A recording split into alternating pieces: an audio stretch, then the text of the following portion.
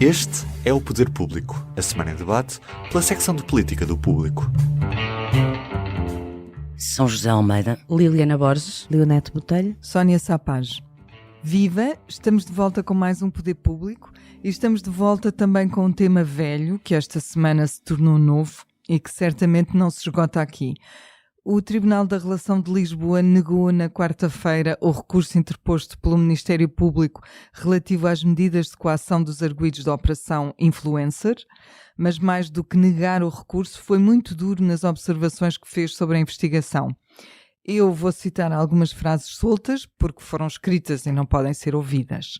A primeira é: não se pode confundir um facto enquanto acontecimento histórico com o teor de escutas ou mesmo notícias. Sobre as suspeitas em relação ao Primeiro-Ministro, escreve-se que são meras proclamações assentes em deduções e especulações retiradas do que o Ministério Público ouviu arguidos e membros do Governo dizer ao telefone. Nenhum dos factos adiantados se traduzia na comissão de crimes. Não há, pois, indícios nem fortes nem fracos da prática de crime. E por aí adiante há vários exemplos. São José, tu já escreveste no Público que toda esta operação foi uma espécie de golpe de Estado e imagino que cada vez estejas mais convencida disso. O que é que tu farias se fosses uma destas magistradas ou mesmo a Procuradora-Geral da República e fosses confrontada com este tipo de reparos? Bom, eu acho que a senhora Procuradora da República só tem uma conclusão a tirar, que é demitir-se. Porque o envolvimento num processo que logo à partida se percebia, como diz agora a relação, que eram projetos de interesse nacional, são os tais projetos SPIN. O papel dos governos é desbloquear projetos de interesse nacional e portanto, procurar acelerar com um alto investimento. Aliás, o Tribunal da Relação diz tudo isso, não é? E, portanto, eu recordo que com base, na altura sabia-se, numas referências ao nome do Primeiro-Ministro, que uma até estava mal transcrita, porque não era o Primeiro-Ministro, era o Ministro da Economia. Era António Costa Silva. E era Costa Silva, não era só António Costa. Portanto, percebia-se que isto era pouco. E eu lembro que este pouco, eu não estou a dizer que todo o Ministério Público é assim. Claro. É evidente que não. Só que num caso que envolve o governo, até pela gravidade que se de facto existisse corrupção, a produção de prova devia ter sido mais concreta. Acautelada. Aliás, é o que a relação diz. Não há provas concretas. Pronto. E isto é uma péssima imagem da justiça portuguesa. Quer dizer, do lado do tribunal não, porque a relação até dá uma imagem de força e de segurança e de exigência. Mas, de facto, a imagem com que o Ministério Público sai disto e a Procuradora sai desta história, porque eu recordo que foi a Procuradora que emitiu o comunicado, que se responsabilizou pelo comunicado, onde estava tal parágrafo que dizia que António Costa estava também a ser investigado. É certo que daquelas buscas há um fator que poderia também ter levado à demissão do Primeiro-Ministro, e ainda bem que ele se demitiu antes e não se demitiu por causa disso, que é as notas encontradas no gabinete de Vítor Scária, não é? Pronto. Aliás, eu sei que Vítor Scária, quando já estava detido, quis demitir-se, ou mandou um pedido de demissão, e que o Primeiro-Ministro não aceitou o pedido de demissão e fez questão de ser ele mesmo a assinar uma exoneração. Portanto, percebe-se... A mágoa. A surpresa, pelo menos. Pronto, a gravidade do assunto, não é? Mas eu acho que Lucília Gago devia tirar essa conclusão. E tu hoje escreves que ela também vai-se embora em outubro. Mas Sim, por uma questão de dignidade. A questão é essa, que ela a prazo está admitida ou Sim, auto-admitida, ou sim, seja sim. o que for. Mas e era por uma questão de dignidade. teria de ser uma opção dela própria, Bem. a consciência a ditá-lo, porque Claro. ela, de facto, o lugar dela Não já existe, está neste em momento aberto. não existe. Não Sim. existe. Eles também deixam alguns reparos, ou pelo menos alguns alertas e sugestões ao Parlamento, digamos assim, por causa da questão Sim, da para legislar regulamentação o do lobbying. lobby, porque o que se percebe é que a Justiça não sabe lidar com aquele fenómeno, ou pelo menos uma parte da Justiça não sabe lidar com aquele fenómeno. Liliana, no fundo, com o pretexto formal de analisar as medidas de coação, porque era para isso por isso que o Ministério Público recorria, o Tribunal da Relação acabou de facto por mostrar que a investigação assenta em indícios frágeis, como a São José citou, e o que eu te pergunto é, neste momento, quem é que está a ficar pior na fotografia? Se são os procuradores ou os políticos e associados envolvidos no processo? Bom, eu acho que as conclusões que retiramos do que foi conhecido do Tribunal da Relação apontam para os procuradores. No entanto, aquilo que me parece, e permitam-me fazer esta comparação, é que o exercício que me apraz fazer é olhar para esta fotografia como se estivéssemos no Instagram. Ou seja, esta fotografia da qual os procuradores saem mal, creio que será apenas uma story, ou seja, vai ser uma fotografia mais efêmera, que será esquecida num curto prazo de tempo, e aquilo que ficará será uma publicação, um post. Esse é aquilo que ficará nas redes sociais, ou seja, o que fica, as consequências mais gravosas da imagem, acaba por ficar colada a todos os políticos envolvidos. Eu recordo que, por exemplo, Duarte Cordeiro afastou-se da vida política pública, pelo menos durante um período, justamente por causa desta investigação, desta operação. Portanto, a imagem de vários políticos, nomeadamente João Galamba, que nós hoje temos uma chamada de capa, que não, de facto não há nenhum indício que o ligasse. No fundo também é bastante benévolo, não é? É que ele só queria fazer o bem. Exatamente. Portanto,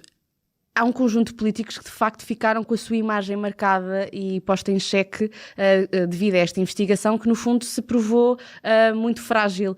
E portanto, embora eu acho que quem sai pior da fotografia sejam os procuradores responsáveis pela condução desta investigação, quem a longo prazo fica com a sua imagem prejudicada serão os políticos. O que tu queres dizer é que há quase uma mancha que é difícil de apagar. Exatamente. E que mesmo que o processo tenha pés de barro, ela fica para sempre. Há casos desses em Portugal, nunca mais certos políticos se livrarão de desconfianças em que nunca se provou estarem envolvidos. Leonete, eu te pergunto como é que se sentirá o Presidente da República depois de ter dissolvido o Parlamento e convocado eleições, ele podia não o ter feito, e depois de ter percebido que isso contribuiu para mudar o curso político do país, no fundo, porque temos um novo governo, temos um novo partido a governar, e pergunto-te mais isto, que é se achas que Marcelo se sente responsável pelo futuro político de António Costa. Olha, na sequência do que disseram a São José e a Liliana, e antes de chegar ao Presidente, a mim parece-me que, sendo esta questão story e havendo aqui erros graves do Ministério Público, claramente não conseguiu fazer uma investigação e recolher prova condicente com a acusação, os indícios que achava que tinha. Também acho que há aqui um pecado original neste processo, que é o facto do juiz de instrução, no primeiro momento, ter desanexado a questão do dinheiro, dos 75 mil euros do processo, e, portanto, matou as investigações aí, porque a partir do momento em que não há um link de contrapartida, deixa de haver a possibilidade de haver um crime. E, portanto, ao aceitar como boas as explicações que foram dadas de que aquele dinheiro, afinal, era de uma remuneração recebida há muitos anos atrás e que estava ali guardada, porque, enfim, não sei bem, já não me lembro bem qual era a justificação. A verdade é que a partir daqui o processo ficou morto. Em termos jurídicos, porque sem contrapartida não há crime. Mas estás a admitir que os 60 mil euros estavam ligados? Não, o que eu estou a dizer, o que eu estou a dizer é que foi por causa do dinheiro, como aliás o próprio António Costa disse depois, mais do que do parágrafo, foi por causa da questão do dinheiro que ele, de encontrar dinheiro no gabinete do Primeiro-Ministro, que ele se demitiu. Mas eu acho que o dinheiro, Mas ele, quando se independentemente demite, da origem. Ele, quando se demite, ainda não era conhecida a história do dinheiro. Sim, Ele demite-se às 2 da tarde. Pronto. Faz uma comunicação ao país às 2 da tarde. De qualquer forma, E eu o acho dinheiro que só o no dia a processo seguir é que é notícia. Ficou, ou seja, o que eu queria aqui dizer é a busca de responsáveis, culpados e bodes expiatórios, neste caso, vai ser sempre utilizada por partes, por interesses de partes. E aquilo que me parece é que havia todo um clima que conduziu àquilo e em que ninguém fica bem. A justiça não fica bem, os políticos não ficam bem, o governo vinha de uma sucessão de processos que o minaram, e sinceramente acho que este é mais um caso. A política portuguesa infelizmente está cheia deles nos últimos anos. É mais um caso em que estão a ser minadas as bases da democracia. Sinceramente, porque a credibilidade nas instituições vai sendo corroída por todos os intervenientes. E portanto não me espanta que depois haja sondagens como a que hoje o Público revela, em que 47% das pessoas já conseguem imaginar um país sem eleições. E desejaram a história do líder forte, não é? Que pode não... Sim, pronto. E como ontem alguém dizia aqui na redação, José Sócrates foi um líder forte. Pronto, e portanto esta coisa dos líderes fortes também é complicada. Voltando ao Presidente da República. O Presidente da República também é uma das instituições que também não fica muito bem nesta fotografia. Como é que ele se sente, não sei. A verdade é que não me parece que se possa atribuir neste contexto ao Presidente da República a culpa da queda do... Era mais ele sentir-se responsável pelo futuro, por uma decisão... Parece-me que seria completamente inconsequente, inconcebível. Hoje, à luz dos acontecimentos, nós estamos sempre a fazer juízos de valor à luz dos últimos acontecimentos e esquecemos os momentos em que as coisas aconteceram. Naquele momento era completamente...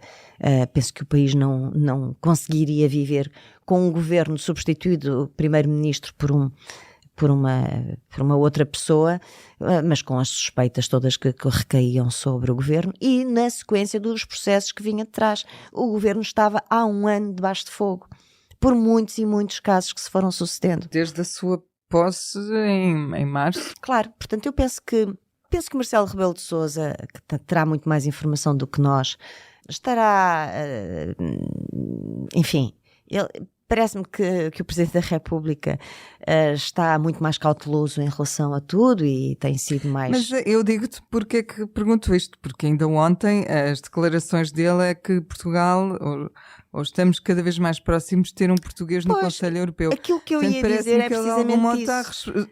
A pessoa que estará mais confortável com tudo isto é a pessoa que foi supostamente a maior vítima disto tudo, que é António Costa. António Costa, na verdade, que foi quem esteve no centro do furacão, foi também a pessoa que conseguiu melhor levar o furacão a destruir moinhos alheios. Portanto, António Costa tem cada vez mais o caminho livre. Mas há um é como a Liliana dizia, há uma mancha que não sai nunca, não é? Não sai. Por mais que nada se prove, ele vai ser sempre o primeiro-ministro que se demitiu por causa de um processo judicial. Que depois não deu em nada. Sim, mas sabemos bem o que isso pesa a Paulo Pedroso, por exemplo. Não me parece que António Costa, aliás, como se viu por toda a opinião pública... A situação do Paulo Pedroso é completamente diferente. Bom, e nunca foi nada... Ele está bem, nunca houve mas nada... deixou a estar preso aqui assim, o senhor ainda nem foi ouvido. Nem vai ser, provavelmente já. Quer dizer... Aliás, se me permites, no sentido do que a Leonete estava a dizer, e contrariando o que tu estavas a dizer, e a Liliana, eu acho que isto, no fim, pode até trazer popularidade a António Costa por ter sido vítima Eu acho que já desta trouxe situação. até. Já trouxe, Aliás, mas pode trazer mais. Quanto mais isto se for Exato. esbruando... Com a opinião publicada desde o início do processo, que se percebia que António Costa saía incólume de toda esta situação, Creio sinceramente. que a Liliana nem eu nos estávamos a referir concretamente a António Costa, porque isto envolve outros políticos e de facto há políticos que já têm a marca na sua carreira. Claro que Ah, há. sim, claro. Há vidas Claro que já há. O que eu não foram acho é que afetadas António Costa Sim, faça sim, parte sim, desse sim. por leque. esse E quem eu processo. acho que Sim, sai, não de é só o facto, Duarte Cordeiro, é o João Galamba João Galamba, também. sim, eu falei do Prejudicado. João Galamba também. é o interesse nacional que está prejudicado com tudo isto, é a credibilidade das instituições E da justiça, da própria justiça. e, sobretudo, da própria justiça. Recorde-se, deixa-me só lembrar, porque às vezes um bocadinho de memória também faz falta. Há precisamente 6 anos, nós estávamos todos, o país estava todo, envolvido na polémica do processo que poderia ser, que já se previa, de substituição da Procuradora-Geral da República, e que Joana Marques Vidal, que era considerada quase uma justiceira e o último baluarte do combate à corrupção, foi substituída debaixo de um fogo cerrado da direita, na altura do PSD, e em particular de Pedro Passos Coelho, não é? E deu uma entrevista logo a seguir a sair, dizendo que o país estava completamente minado por redes de corrupção e compadrio. Agora, deixa só mais uma coisa, já me estou a alongar, mas dizendo aqui, parafraseando a Sónia Sapaz no seu editorial de hoje, há aqui uma questão também de fundo que é preciso resolver e que é preciso regulamentar o lobbying, sim, porque a partir do momento em que houver um quadro legal de representação de interesses mais apertado, poderá ser feito um outro escrutínio a certo tipo de facilidades que são dadas desde sempre a grandes empresas e a grandes interesses que nem sempre correspondem ao interesse nacional. Bom, mas é um assunto que se arrasta desde pelo menos 2016, que eu me lembro. E que os dois principais partidos são os principais responsáveis, já tiveram muitas Evidentemente. oportunidades para o fazer. E era justamente nisso que eu queria pegar, o facto dos dois maiores partidos serem responsáveis, e eu sei que ainda a posição vai no adro e estamos agora a começar, mas ainda não ouvi falar em justiça no Parlamento, nem tirando o pacote de corrupção que o Governo está agora a começar a trabalhar. Eu acho que o PSD fala no seu programa de Governo de que defende uma reforma sólida e não apenas alterações casuísticas na questão da justiça, e eu espero que depois de a montanha ter parido um rato, que é aquilo que sai deste caso, do que parece sair, que haja de facto uma discussão séria em breve, para que de facto esta reforma há muito falada possa começar a andar. Eu acho que nós podíamos fazer um episódio só sobre este tema, e havemos de fazer outros porque a questão vai manter-se, mas acho que vale a pena só 3 perguntinhas muito rápidas sobre a questão do IRS, que acabou por desencadear o primeiro debate de urgência deste governo. Foi na quarta-feira, a Liliana esteve a acompanhá-lo e por isso começo por ti, Liliana. O governo conseguiu clarificar o equívoco que foi criado durante a apresentação do programa e que no fundo contribui para que Luís Montenegro passasse o fim de semana todo debaixo do fogo da oposição e do Expresso, por exemplo, que disse que tinha sido um embuste. Conseguiu clarificar, mas não conseguiu explicar a confusão. Ou seja, entretanto já todos percebemos, mas houve aqui uma falta de humildade até, e não se percebe a estratégia de não ter logo, até mesmo durante a campanha, ter dito ao corte fiscal que o PS está a aplicar para 2024, nós ainda vamos acrescentar um adicional. Portanto, isto nunca foi comunicado de uma forma clara e não há razões que expliquem porque é que não foi, porque continua a ser um corte fiscal adicional. Portanto, continua a ser um ir além daquilo que já estava em vigor. Portanto, tendo já, creio eu, o país percebido aquilo que está em causa, não se explicou porque é que isto foi tão comunicado de uma forma tão confusa. Esperamos que esta sexta-feira, depois do Conselho de Ministros, haja mais alguma clareza.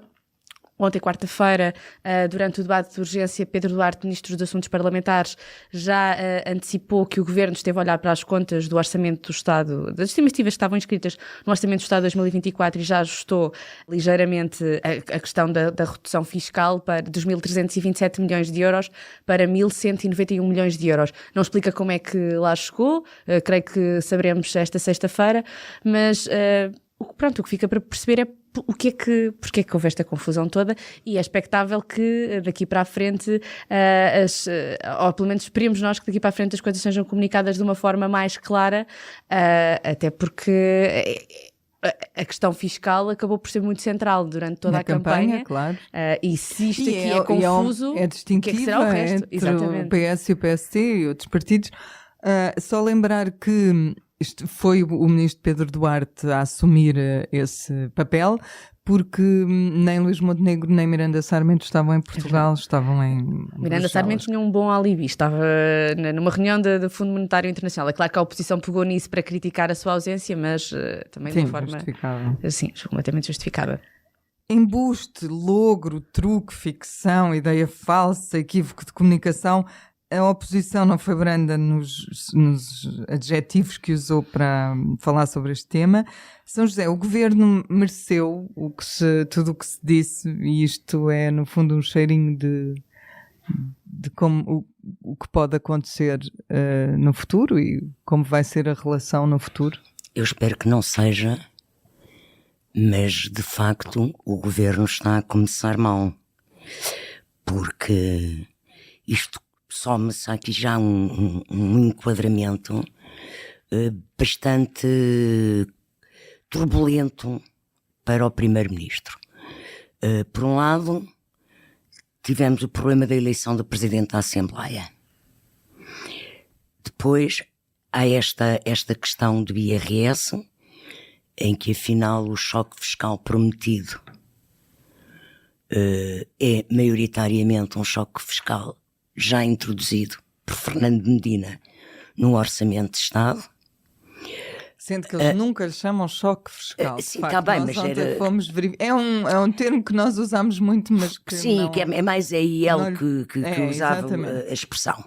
Mas pronto, benefícios fiscais, se quiseres, ou devolução de rendimento às pessoas, que foi na grande fatia, já está orçamentado pelo governo do PS. Depois temos esta história do plano de estabilidade, o antigo PEC, que agora é só plano de estabilidade, já não é estabilidade e crescimento, que é normalmente entregue nesta altura, todos os anos, e como as regras da Comissão Europeia para os orçamentos dos Estados-membros vão mudar, a Comissão Europeia aliviou a exigência para o plano de estabilidade que é entregue por proforma este abril, porque em maio as regras vão mudar. E em relação a Portugal, abrandou também especialmente por ser uma fase de transição de governo. Aliás, o David Santiago escreveu sobre isso, saiu no Público segunda de manhã, mas o que é facto é que eles também limitaram-se a apresentar na Assembleia um documento genérico feito ainda pela equipe de Fernando Medina, não introduzido no documento nenhum impacto, nenhum indício das suas medidas e do seu programa eleitoral. Portanto, eu penso que Luís Montenegro está a começar mal. Eu não digo que isto afeta a credibilidade, não é isso, mas está a começar mal, está a começar com turbulência, porque afinal, que medidas é que ele tem? Quais vão ser as prioridades? Onde é que está a decisão do aeroporto, que entretanto também foi adiada? Quando é que se vai saber as opções deste governo e a incidência fiscal dessas decisões? Quando for discutido o Orçamento de Estado? O de 2025? E de 25, porque se eles até lá não têm... Deixaram cair o retificativo? Ou tudo Deixaram cair o retificativo. O plano de estabilidade não tem lá nada, o quadro macroeconómico, nada. Nada. Não é? Portanto, quando vamos estar até setembro, outubro, para saber como é que vai ser a nossa vida, quais vão ser as opções? Não, eu acho que está a perder tempo, está a perder tempo em termos de imagem, desgasta e está a ser desgastado por responsabilidade do próprio governo.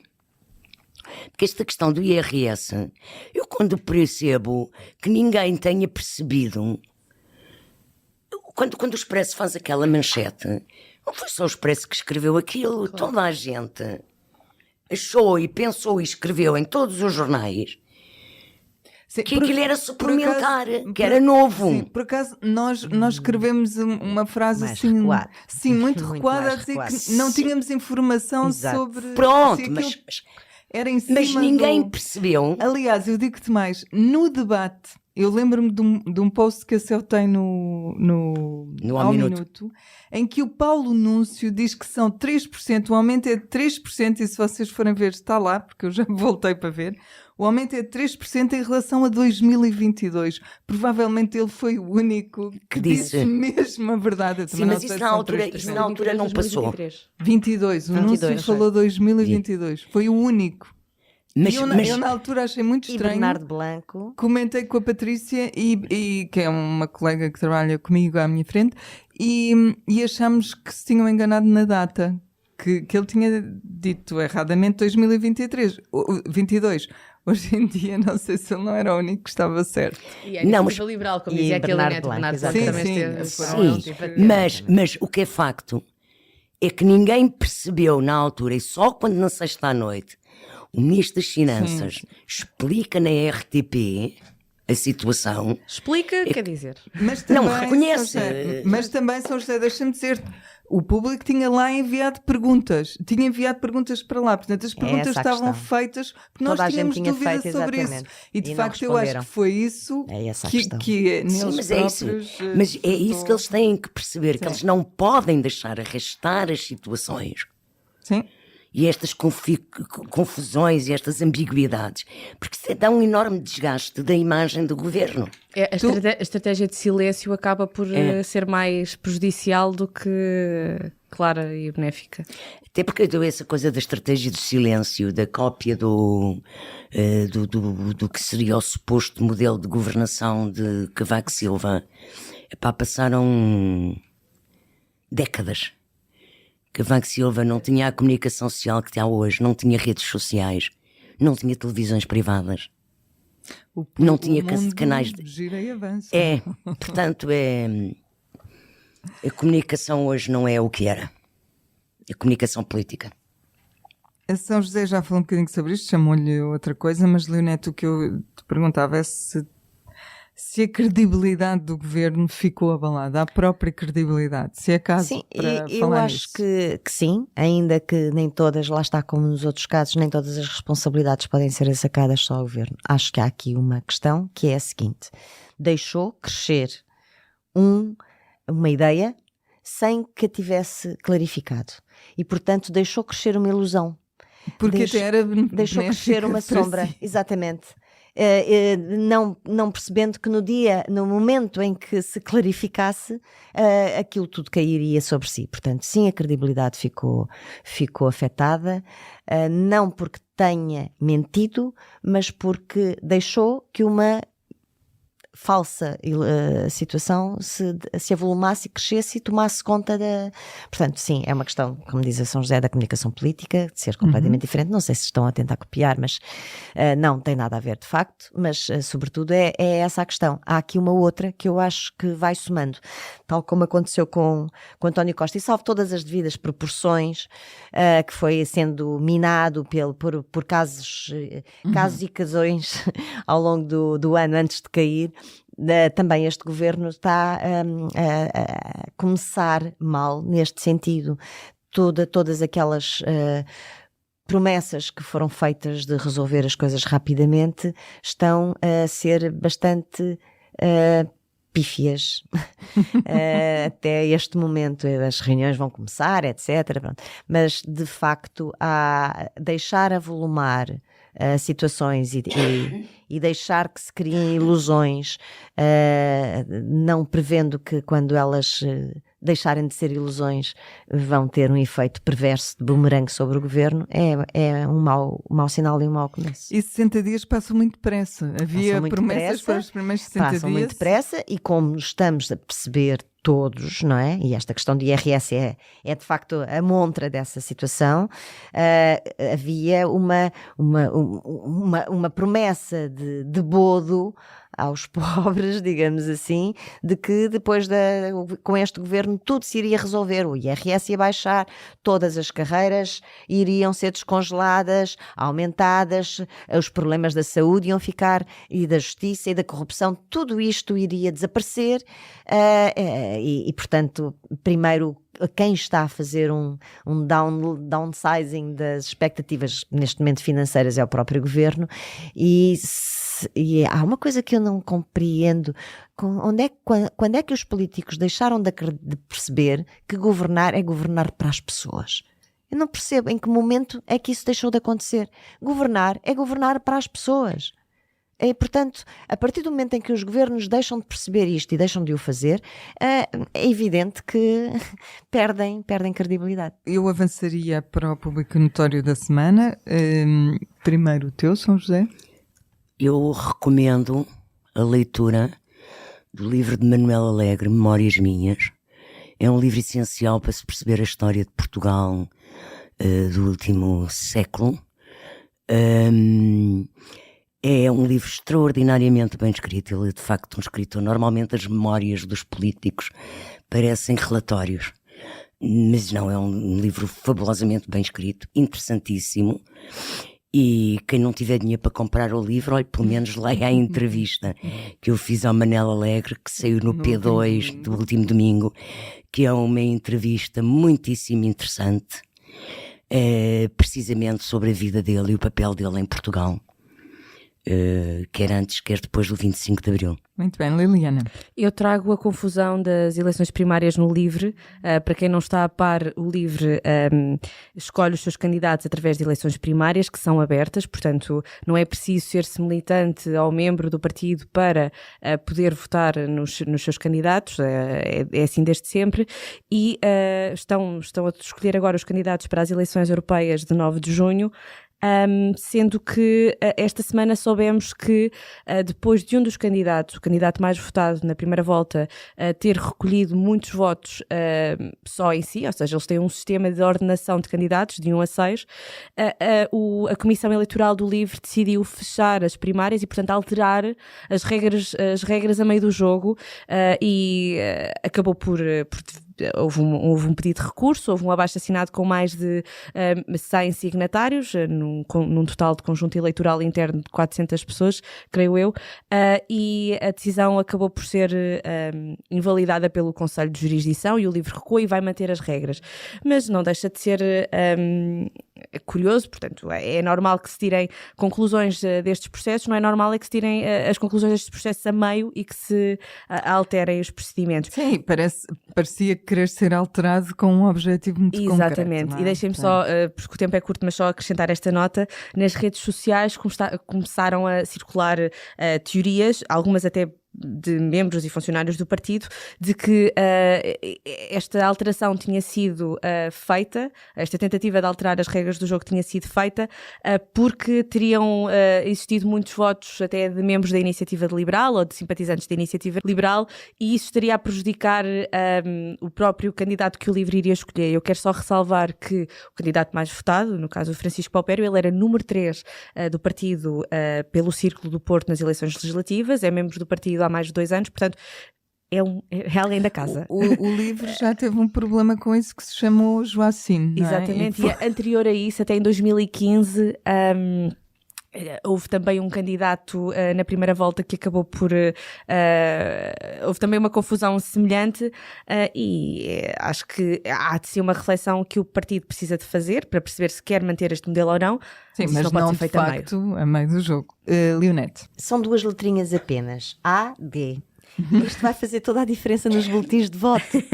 Porque depois da bronca das eleições legislativas, em que a alternativa democrática está... agora até eu me estou a confundir. A Aliança Democrática foi confundida com a Alternativa Democrática Nacional no boletim de voto. Agora a AD, porque a AD não tinha a sigla no boletim de voto. Tinha a sigla, mas não tinha. Não tinha a sigla, só tinha a Aliança Democrática. Pois, sim, não e depois tinha por baixo estava a Alternativa Democrática, ou por baixo ou por cima, conforme os círculos. Ou seja, as pessoas confundiram, porque em nenhum lugar aparecia a AD. enquanto que no ADN, na Alternativa Democrática Nacional, aparecia ADN. E então houve queixas de eleitores que pediram para repetir o voto, a CNE não deixou, mandou os jornalistas não se pronunciarem sobre a polémica, Naquele dia, foram sim. comunicados e comunicados. Pronto, agora as eleições europeias vão permitir que nós percebamos qual foi a dimensão do erro. Acho que vai ser um bocado por aí. Os 100 mil votos que Isso porque conseguiu já sabemos que o ADN nas vai ter legislativas. candidato e vai concorrer. Vamos ver. Sim, exatamente, é isso. Muito Duas bem. notícias. Muito agradecida a todas. Para a semana estaremos de volta e sendo feriado, na quinta-feira vamos gravar na sexta, depois da cerimónia dos 50 anos do 25 de Abril. Vamos falar sobre onde estávamos há 50 anos, ou talvez não. É melhor ouvir para saber. Até para a semana. Até para a semana. Até para a semana. Adeus. O público fica no ouvido.